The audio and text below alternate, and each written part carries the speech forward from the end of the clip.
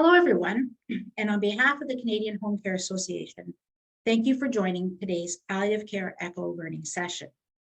Today, we are hosting a special ECHO session to coincide with the week-long celebration of nurses. So to the many nurses signing in today, know that your work is valued and that the skill, knowledge, and compassion that you bring to your work, that you bring to your everyday job makes a difference in the lives of the patients and families that you care for every day. Today's topic of self-care is vital to the health and well-being of nurses in home and community care. Self-care is one of 12 domains which make up the Canadian Interdisciplinary Palliative Care Competency Framework. The CHCA Palliative Care ECHO learning sessions are a new series which will feature 6 of the domains of this framework. These topics have been identified as priority by participants of our ECHO learning sessions, our ECHO Hub community, and members of the CHCA. They are delightful and incredibly knowledgeable presenters are Michelle O'Rourke, a nurse, author, and expert in palliative care, and Sherry Gilboa, a clinical manager with VON Canada.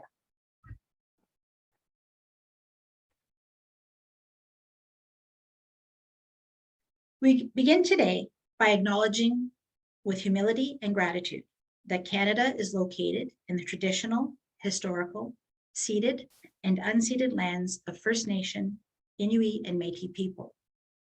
On behalf of all of us, we acknowledge and pay respect to the Indigenous peoples past, present, and future who continue to work, educate, and contribute to the strength of this country. I have a few housekeeping notes, but let's start by introducing yourselves in the chat. We have people joining from coast to coast, so let us know who you are, where you work for, and where you're joining us from. Please use the chat function to also let us know if you have any technical or audio difficulties, and we will help you out as best we can. Captioning for this live session is available and can be activated through your meeting controls. And we will be taking questions for our presenters at the end of the session. So at any time through the discussion, please feel free to enter a comment or questions into the chat or the Q&A pods. And for anyone wondering, yes, this session is being recorded and will be available shortly through our CHCA ECHO Hub, available at echo.cdnhomecare.ca. And Maureen will just populate that link into the chat box for anybody who's wanting to look for it.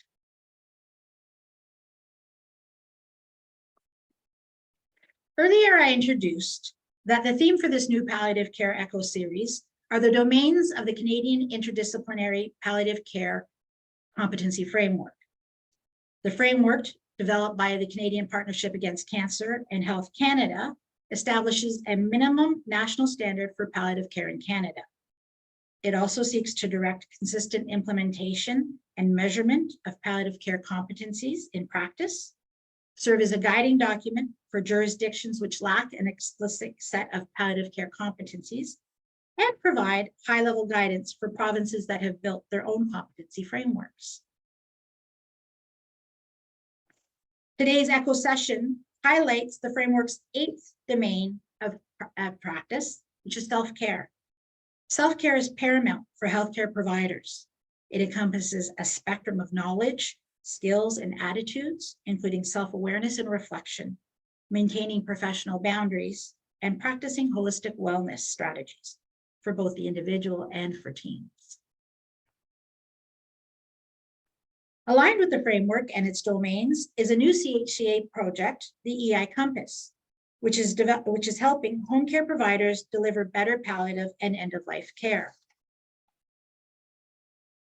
The Canadian Home Care Association is bringing together organizations from across the country which provide home-based palliative care and improve nurses and personal care workers' skills and provide emotionally intuitive care. As part of this work to build awareness, the CHCA has developed emotional intelligence training and tools to reinforce skills and help providers apply them. Through our Sprint Implementation Collaborative, we will help teams from across the country adopt and practice these skills. Funded through Health Canada, this exciting project began in September of last year and will end in March of 2025. Please visit our project site to reach out to the project lead, Liz Angelevsky, to learn how the competency framework can impact your staff and learn more about our Sprint Collaborative that will be starting in June. I will also be populating the chat with Liz's email that you can reach out directly to her and ask her any questions that you may have about the project. It is now my pleasure to introduce our presenters for today. We are joined by Michelle O'Rourke and Cherie Gaveau. Michelle has an extensive background in emergency nursing, hospice palliative care, and spirituality. She retired from the Chatham-Kent Health Alliance, where one of her final projects was to design, build, and open the 10-bed Chatham-Kent Hospice.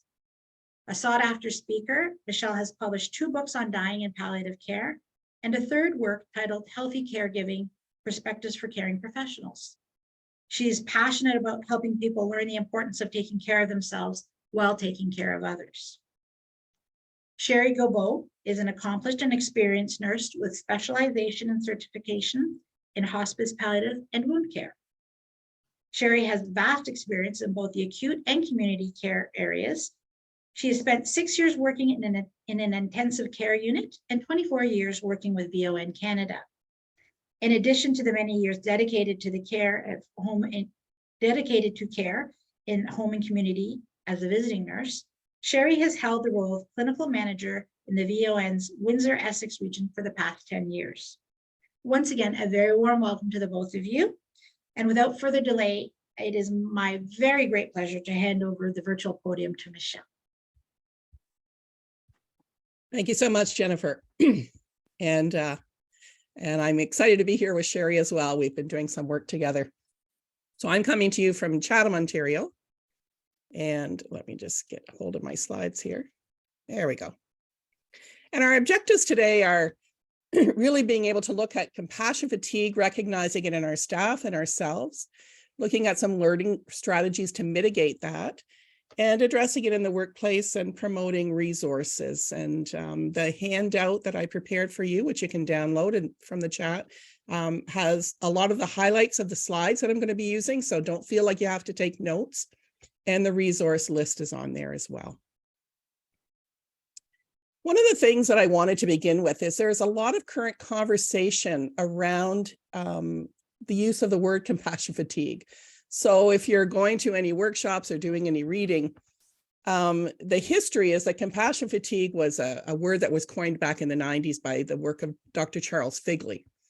And now with a lot of neuroscience and being able to look at the neural pathways of empathy and compassion, we're kind of changing the language a little bit. And what they're saying is, compassion itself is not fatiguing. It's not an exhaustible resource. But when people are working in high stress, trauma exposed environments like all of you are, empathy is what seems to be able to contribute to providing distress. So a lot of times you'll be heard to as empathic strain or empathic distress instead of compassion fatigue. But because the guidelines use the language of compassion fatigue, the palliative care guidelines, we're going to use that term today. So compassion fatigue is really a profound emotional and physical exhaustion or erosion that takes place when people in the helping profession don't refuel and regenerate. And sometimes they're unable to, sometimes they're unwilling to, and sometimes they don't know they need to. And hopefully by the end of today, you'll realize how important it is. Compassion fatigue is something that can be felt towards the people they serve, towards their colleagues, towards their loved ones. It kind of changes their worldview. And true compassion fatigue often needs psychological intervention to address people with serious compassion fatigue. And so we don't want to get there, do we? Hopefully we can learn from today's presentation about how to try to keep that at bay. There are some issues that are related to compassion fatigue, and one of them is vicarious trauma. People who listen to other people's stories of suffering all day long begin to carry some of that. They suffer themselves. And we can also become traumatized by those stories, even though the trauma isn't happening to us. So vicarious trauma is something that is related to compassion fatigue, as well as moral distress. I think moral distress is something a lot of us are experiencing in the healthcare system when we're told to do things that maybe we fundamentally disagree with, like discharging a patient before we know that they're ready. But, you know, this is what our metrics are telling us to do. It's difficult, you know, when your heart wants to do one thing and you're being told to do something else. And this can contribute, the tension there can contribute to compassion fatigue. There's a lot of work being done on moral distress. We're not going to spend a lot of time on it today, but Cinda Rushton out of the States is doing a lot of work in the healthcare field. Burnout. Burnout is another word that's kind of thrown around easily. Burnout is something that anybody can suffer from. You don't have to be in a caring profession to suffer the effects of burnout, because that has to do with physical and emotional exhaustion, low job satisfaction, feeling powerless and overwhelmed at work. I think all of us can identify with that.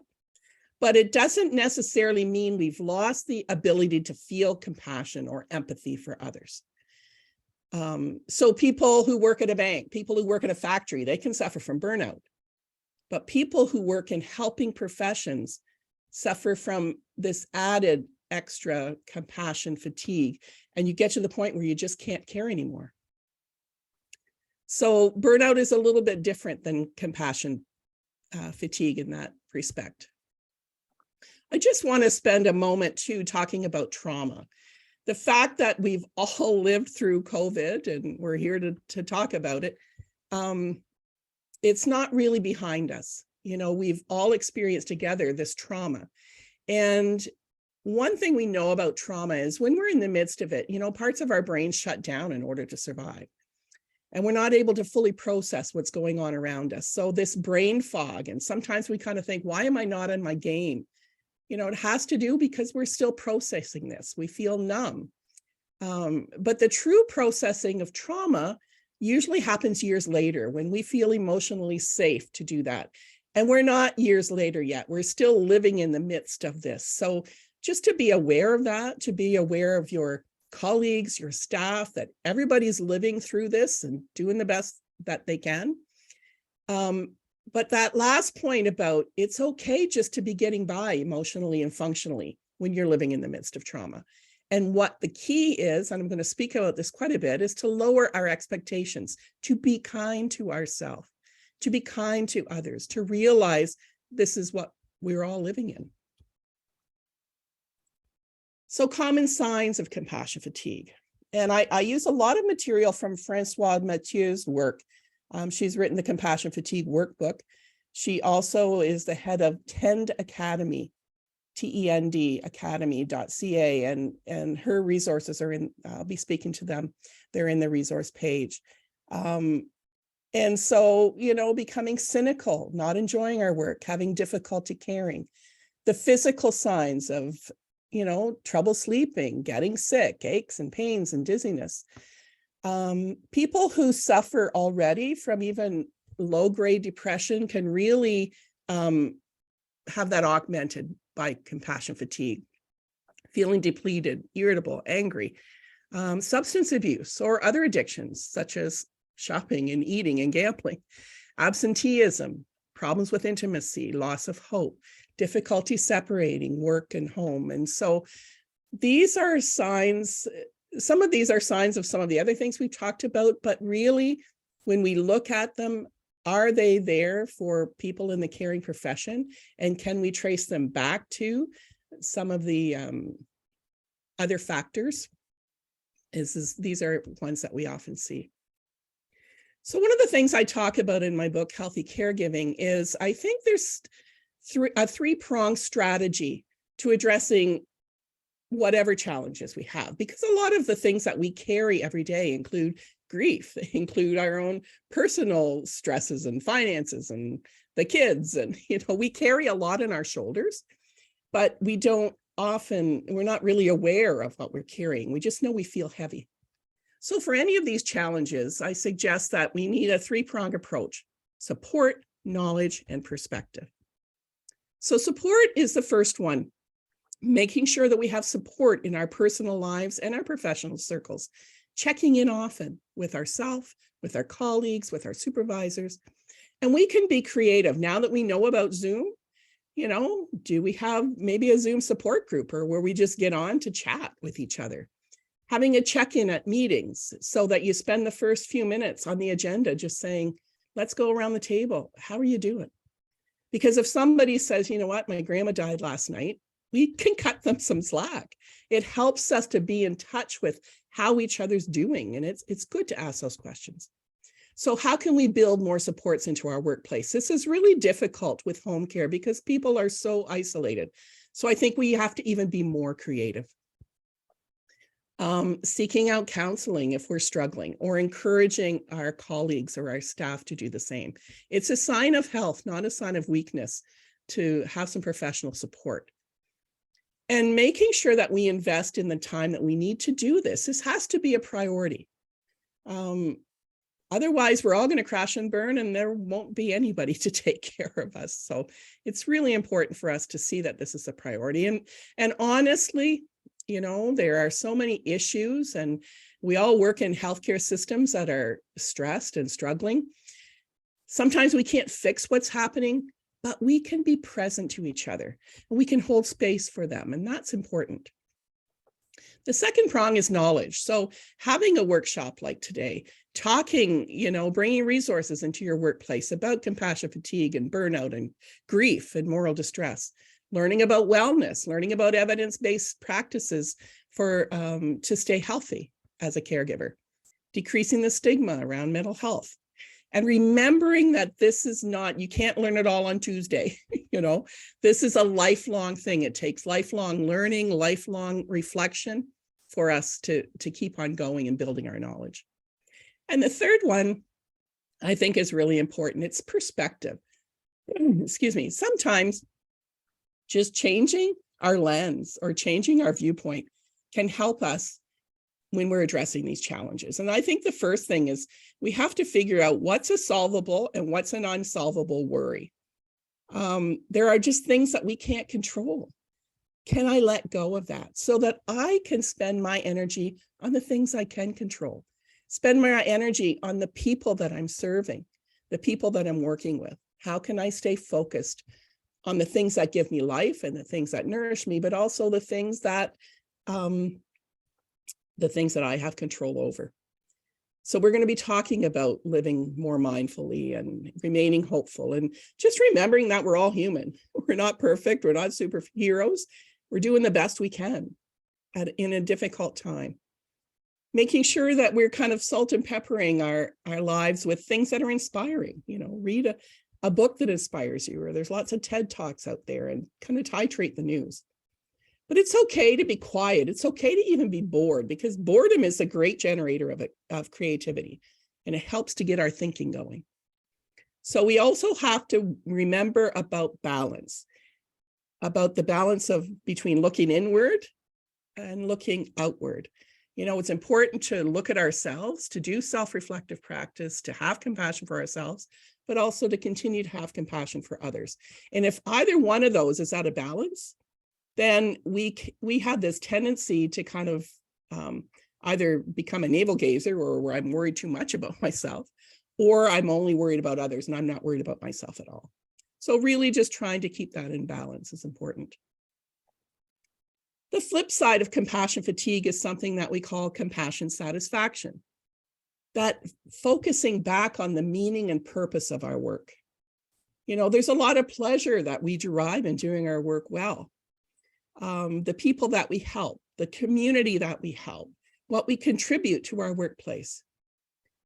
And sometimes reflecting on these kinds of questions that can help us reconnect to our work. What made me choose this line of work? What keeps me going? What sustains me? How have I made a difference? And sometimes we have to ask ourselves, is this still the right job for me? Do I need to move into a different role? So those are all important questions that can help us combat those factors of compassion fatigue.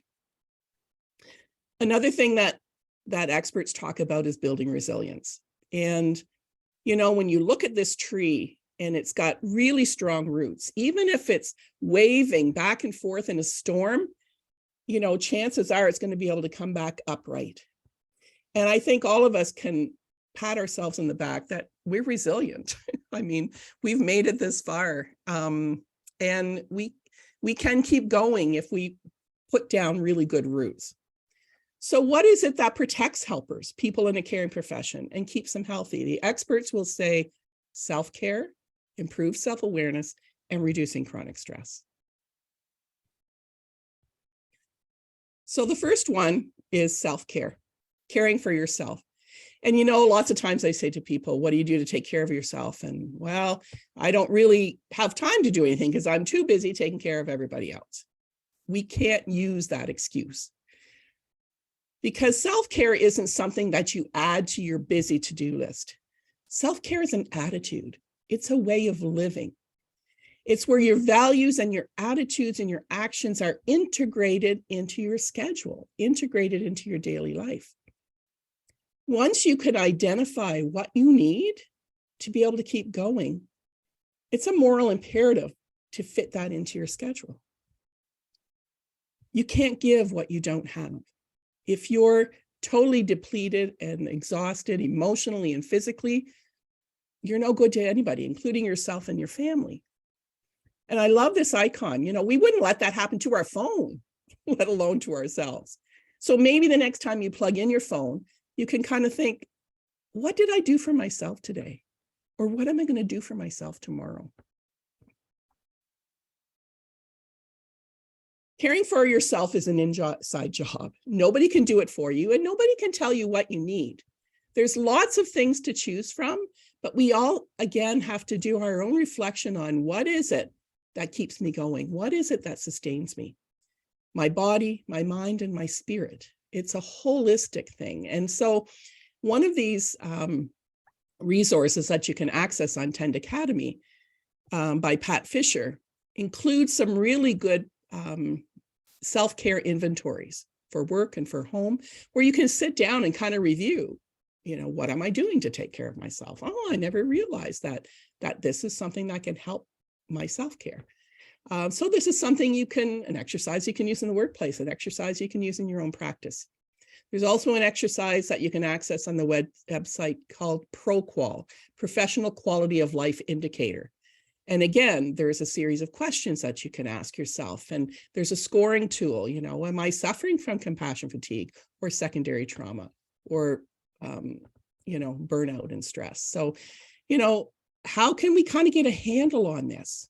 It's important for us to tease out exactly what is it that I can focus on so that I can stay healthy. One of the things that I like to really suggest that people do often is to really take stock of what's on your plate. People who are givers, like all of you, we really give. We put more and more and more on our plate, and we never take anything off. And soon our plates are overflowing and we're burned out. So to sit down with your calendar even, and even just kind of look at all the things that take up the course of your day or of your week, things with your family, things with your children, things with your life, what have you. Look at all the things that are on your plate and then prioritize it. Delegate what you can. Sometimes you have to get rid of things. I know over the course of my life, when I've done this exercise, I've had to actually leave jobs or projects that I really loved because I wasn't healthy anymore. And so sometimes we have to ask ourselves those hard questions, but be selective. I think one of the things that COVID taught me was, you know, there's a different way that I could spend my time and my money, because for 2 years, there were so many things I couldn't do, and that wasn't a bad thing. So identifying what refreshes you, building that into your schedule, giving yourself permission without guilt to care for yourself.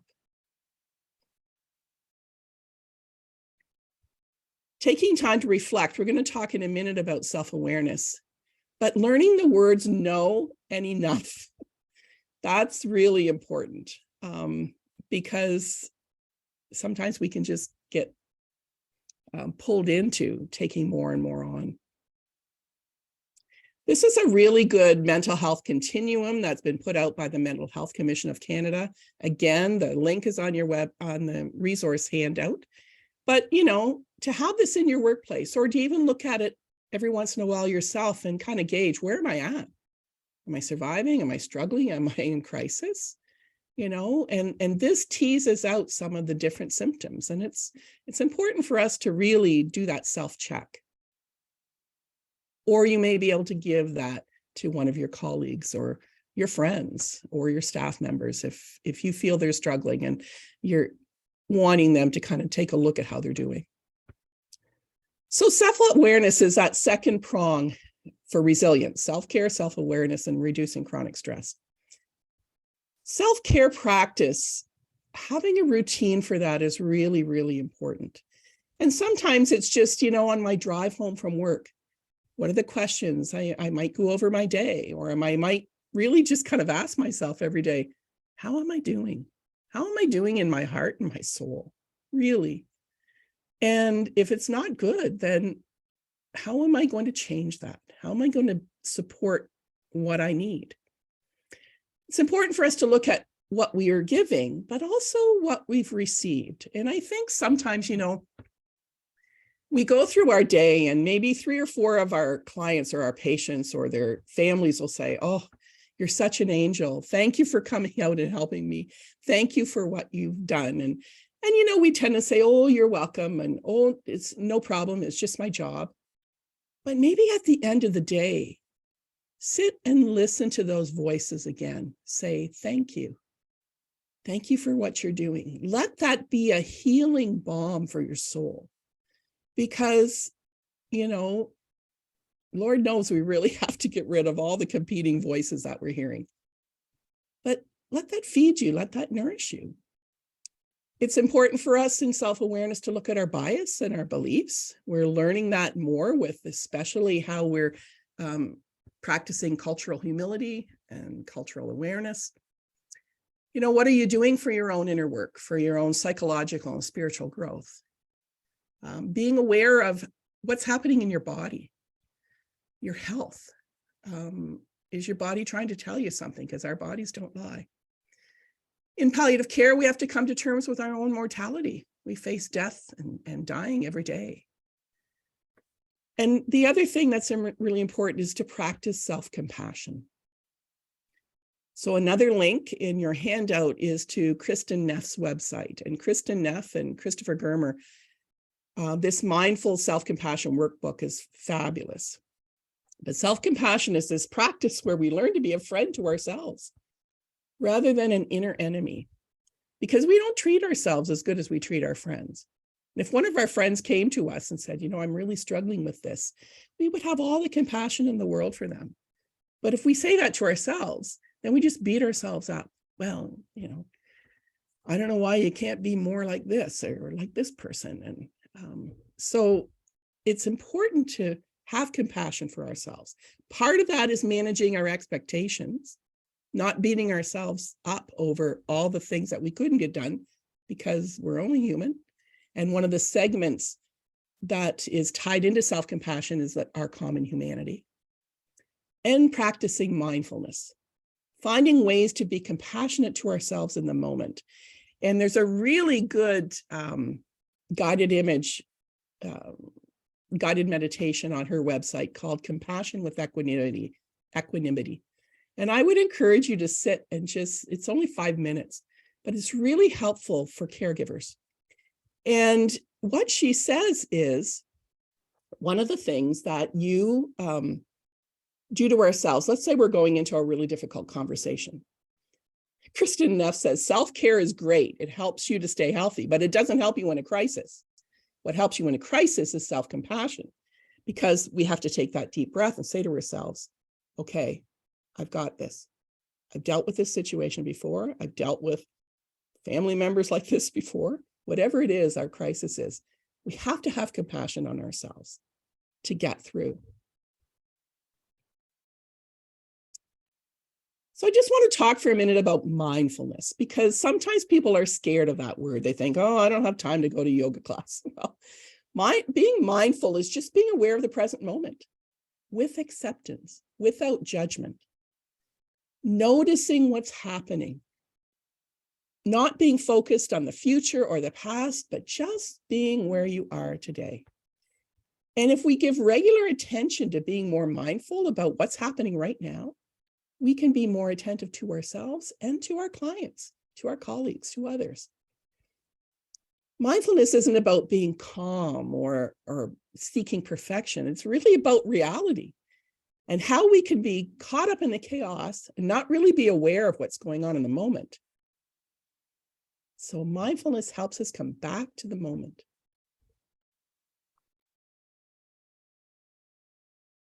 Sometimes even just thinking, can I walk more mindfully? Can I be aware of where I'm going and what I'm seeing? Can I eat more mindfully instead of wolfing it down? Can I live? How can I live and work more mindfully?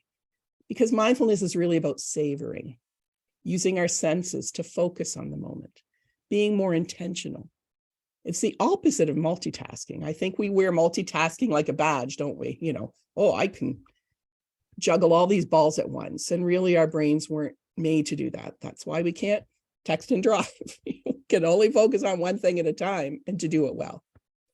And so even if you're just going into a difficult appointment or making a phone call, to take a deep breath and just kind of remind yourself of where you are, let go of what the conversation you just had, so you can ground yourself and be focused on the next person, the next call, the next appointment, to be totally present and not be thinking about what do I have to pick up at the grocery store on my way home.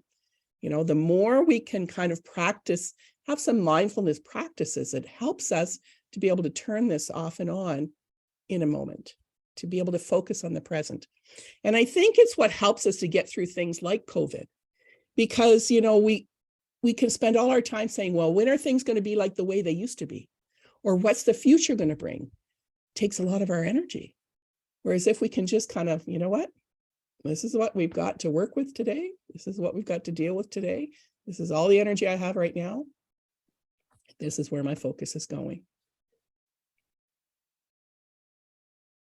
So mindfulness isn't about what one does, but it's about how you are. So there are basic practices, just kind of focusing on your breathing and physical sensations in your body. And people will say that, you know, if you can exercise even 20 minutes of mindfulness a day, it will help change your life. Well, you don't have to do it all at once. 3 minutes here, 3 minutes there. Just taking a deep breath. Just, you know, being aware of where you are, what's happening inside your body. It can be formal or informal. You can do it in a quiet space, mark the time, like a meditation kind of exercise, or you can just do it at your desk.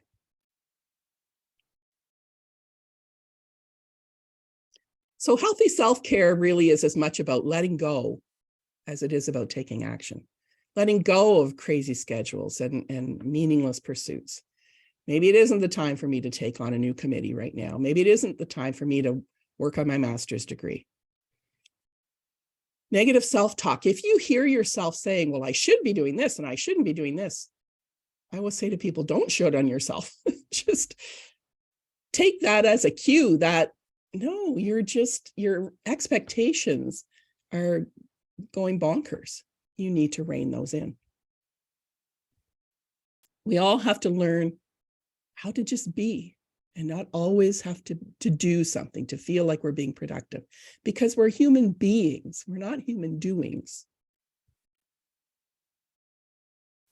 The last leg of the resilience is reducing chronic stress. So how can we kind of keep our cortisol levels from being out of control 24/7? So again, managing our stressors and our schedules, body awareness, exercise, healthy eating, those things that are in our self-care manifesto, living more mindfully, exercising mindfulness. And then those things that can help us to learn those, like guided meditation or breathing exercises or yoga, different things that help us to learn how to decompress. But nobody can tell you what you have to do. You have to figure out for yourself, this is what's helpful to me, and work it into your day. So, strategies for staff. I think that staff members need to take personal responsibility for focusing on their wellness. And I'll talk about organizations in a minute, but debriefing with colleagues, having ongoing conversations, and you could do that at staff meetings or shift changes or maybe some regular gatherings. And then after a difficult situation, to really ask for a formal debriefing. Watching out for each other, challenging each other to self-care, supporting each other, affirming each other, avoiding gossip and negative talk. I mean, really, that takes us all down, and we don't need that. What we need to do is just really focus on, how are you doing? Staying connected to each other through social media, newsletters, social time. It's important too, when you work in palliative care, to have ways of sharing memories and rituals and celebrating lives.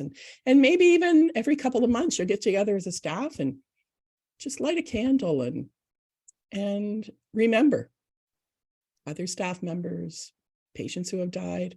It doesn't have to be a big formal celebration. Ongoing engagement and evaluation, providing feedback, asking for suggestions, making suggestions, engaging in good self-aware and self-awareness. That's a personal responsibility. And then maintaining boundaries between your personal and professional lives. You know, do I have to send that email on Saturday night, or can it wait till Monday? Am I going to model good self-care to my staff? That's important. Strategies for the organization: naming and discussing issues like compassion fatigue and grief in the workplace, making available support. If you don't have access to an EAP program, maybe you have access to a social worker who can spend some time, being available to the staff. Having a supportive work environment, having these opportunities for debriefing, decompressing. Frequent engagement with your staff. If you're the kind of a leader that sits in your office, your staff's not going to feel like you care. So just get out there and, how are you guys doing? What can I do to help? And really meaning it.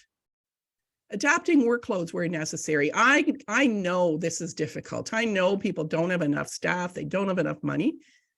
But we need to be creative and do what we can to support each other. Staff appreciation events and exercises and, ways to develop strong, compassionate teams. Providing opportunities to support self-care. One of the things we did when we had our staff at the hospice, we wondered our first Christmas, what are we going to give our staff? So we decided to wait till January when things had kind of quieted down, and we had a staff day where we brought in people who did complementary therapy for our clients. Our music therapist came in, and we had art, and we had massage, and we had fun. We had lots of food, and people could rotate through, and even the people who were on duty could slip up for an hour. And so, trying to find ways to support wellness in the workplace, ongoing education and training, and developing a no blame workplace. I love this slide. Well, I do all that. I meditate and I drink green tea, and I still want to smack people. And I think that's really natural. It's human. And it reminds us that this isn't all going to change by Friday. This is lifelong. It's lifelong personally and in our workplace. So Francois Mathieu gives us a wellness plan. She says, the step one is to take stock of what's on your plate. Then kind of look at the ways that you can enhance your self-care and work-life balance, develop resiliency skills, and then make a commitment to change. And one easy way to do that is, what's one change that I can make in a week? And what do I need to do to make that happen? So maybe it's just like, every Wednesday, I'm going to go for a walk on my lunch. What's something that I could do? It's going to take me a little longer to put into place. What can I do in a month? What's one change that I might do next year? You know, maybe it's going to be, okay, next year when I plan my vacation, I'm not going to paint the basement. It's going to be downtime for me. So basically, the bottom line is take care of yourself and take care of each other, because that's all we've got. So as I said, the resources are listed on the handout. Tend Academy's got great resources. You can access the compassion fatigue workbook there. Mindfulness resources.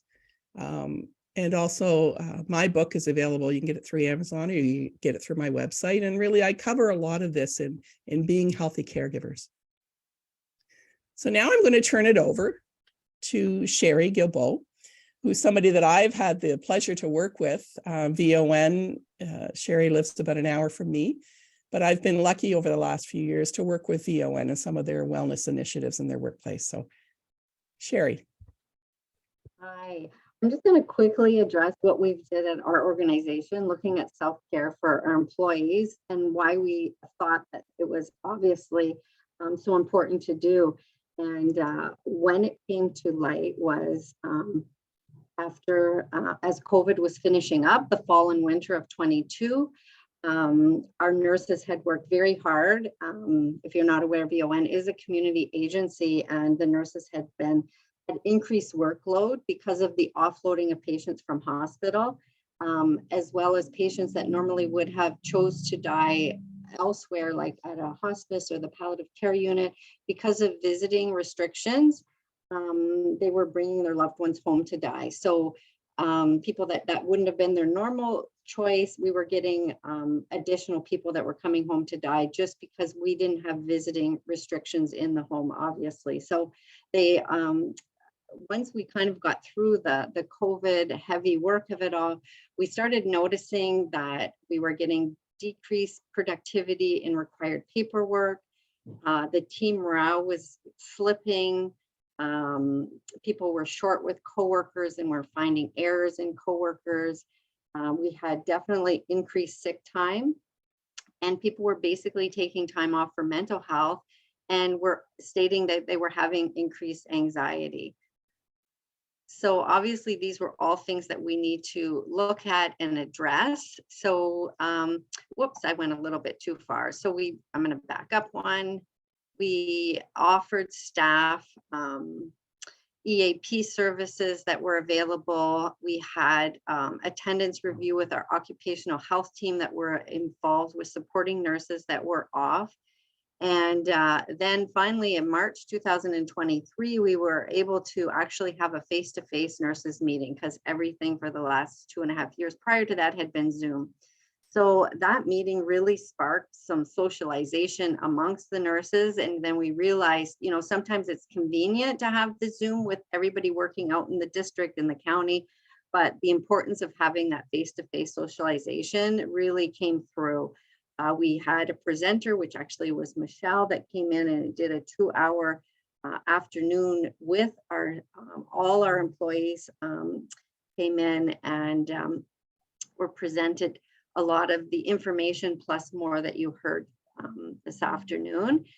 And then we looked at, reached out to the nurses following to see if it was, because we want to see, you know, what we've been doing, has it been helpful for them? So we did get some nursing testimonials back, and I'll just share a couple of them with you. The first one, oops, why am I going backwards now? Hold on, sorry, I'm just going to slip through to my, the nurses' testimonials was after our day that we presented to them, you know, on self-care. So one of the nurses said, it felt nice to hear that as a caregiver, we sometimes also need to care for ourselves. It is so true that we often forget about ourselves, and taking the time for us makes a big difference in our overday tasks. The part that really resonated with me is that everyone at some point has experienced trauma, and we are still living the trauma from COVID, and we may not realize it. And the next nurse said, I think it was presented, I like that it was presented from a nurse, and it was able to understand the emotional and not just the physical toll the job can take on you. She was able to speak from experience, what makes it more interesting. And the last nurse said, being told to feel for yourself and not just for the patient while at work is important and is something I believe will take lots of practice, but it did feel positive hearing it from an experienced nurse and just verbally being told it is okay to do so. So just that affirmation. So we had really good response from that. And at our team meetings now, we all go around and ask individually, you know, how are you doing? And, you know, just try to connect more on a personal level rather than going over policies and procedures and trying to reflect back on how the nurses are doing personally. And some nurses are willing to share and some aren't, but it just opens that dialogue and know that we are here to support our nurses as best as we can and trying to help them help themselves, because it is very difficult work, as everyone knows.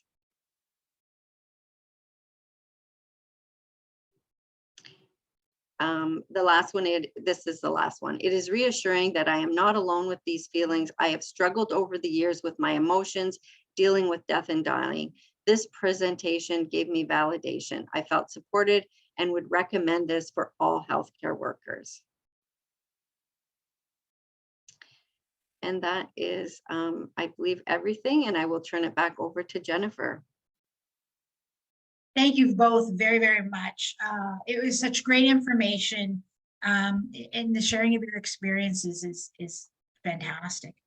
Michelle, you've given us such valuable information about compassion fatigue, and more importantly, how to take care of ourselves. And I think that a quote that's really sticking with me from your presentation is that self-care is not a luxury, and that it needs to be a priority. And I also really, you know, what really struck a chord is that it starts with that as care providers, we have to take accountability for our own health and well-being, because if we don't, who else will, right? So we now have the opportunity to have a little bit of a discussion and ask questions of Michelle and Sherry. And I'm going to start things off with a question from Michelle for you. And you know, and I'm hoping with increasing awareness about taking care of our mental selves and our mental health, that the stigma attached to people saying, I'm not okay, is going to lessen. But it still remains a really sensitive topic for a lot of people. What is your advice? And Sherry, I'll also get you to chime in as well. But for the both of you, what is your advice about approaching somebody that you see is struggling? That's somebody who may need that help. How would you recommend reaching out to them, approaching them, and starting that conversation? Michelle, start. Sure. I think the thing is, we really get to know the people we work with, you know, and oftentimes we know them better than our families because we spend more time with them. But to not be afraid to say, hey, you know, I noticed that you seem to be down, or, you know, that you've been off work quite a bit. And, you know, I just wanted to know if you need somebody to talk to, if there's something that I can do to help. And sometimes just having somebody that cares enough to say, hey, how are you doing? And I notice that you're struggling is enough to open the door. And we're not there to give advice. As I said in the slides, we're there to hold space. And I can share this story because I have permission, but my husband worked in social services with people on Ontario Works for 25 years, and it was difficult work. But I saw him kind of really slipping and slipping into depression. And so I suggested he go to talk to our doctor. And he thought he just needed a holiday. And the doctor could see what was happening with him. And you know, he ended up taking 6 months off work, which helped him to enjoy his final year before he retired. And I say this because when he came back to work after being off for 6 months, his colleagues said, oh, Tom, we really noticed that you were having a hard time. I'm sorry I didn't say anything. And so I think we all have to get past that. I'm sorry I didn't say anything. I'm sorry I didn't, you know, I wasn't there for you. We can't let it get to that. I think we all need to have the courage to say, hey, how are you doing? Not from being nosy, but just because I care. So having the courage to speak up, I think, is the beginning. Sherry? Yeah, we at VON where I am, we have a very small team of nurses, so they all have they are very close. So I think they are good at supporting each other. And sometimes as managers, when we see a nurse that's been booking off, and sometimes we need to just review their caseload as well, because sometimes they have some very heavy palliatives, maybe there are a lot of young palliatives.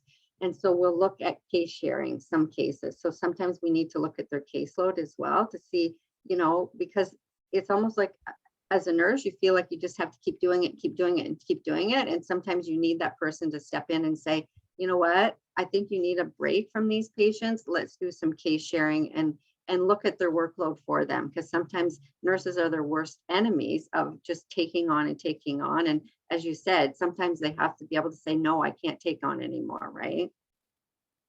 Great, great. And just looking at a couple of questions that have come in.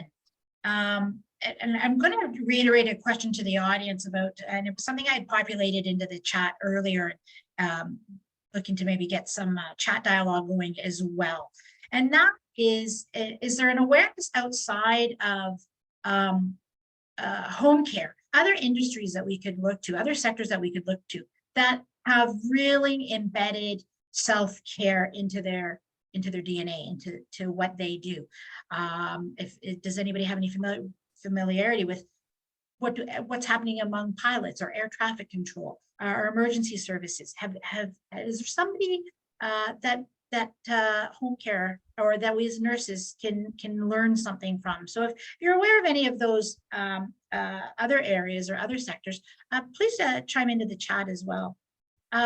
Michelle, I had a question that came in earlier, and it's regarding resources for moral distress. Are you aware of anywhere where someone can turn to for resources about moral distress? And then Michelle, the second part of that question is, who, if you were in a situation of moral distress, who would you turn to within your workplace? Where would you recommend that they go? So Michelle, I'll get you to start with the resources. So the resources, as I mentioned, and I should have put this in my resource slide, but Cinda Rushton, Rushton, is a really big author and expert on healthcare in the healthcare system in the United States. So if you look her up, or just Google moral distress. I mean, there's some really, really good team-based things that you can do. That there's like a lot of resources online if you Google it. But one of the things they talk about is building moral resilience, and moral distress has to do with integrity. So it calls you back to, what are my personal values and what's getting in the way in this situation? She also looks at the double-edged sword, that it's one thing to do that personal thing, but we have to want to change the system. It's not good enough for us to say that this is, morally not right with the healthcare system. We have to want to make change. So there's kind of this double-edged sword, and so her resources are really good. And I think it's something that it's just good for us to start to talk about, to raise a question at work, to have a question at the beginning of a staff meeting, to provide an article for people, like just to name it. We're all feeling distressed. Morally, it's getting down to the center of who we are as people and our values. And we can put all the value statements we want on the paint at the front door of the hospital.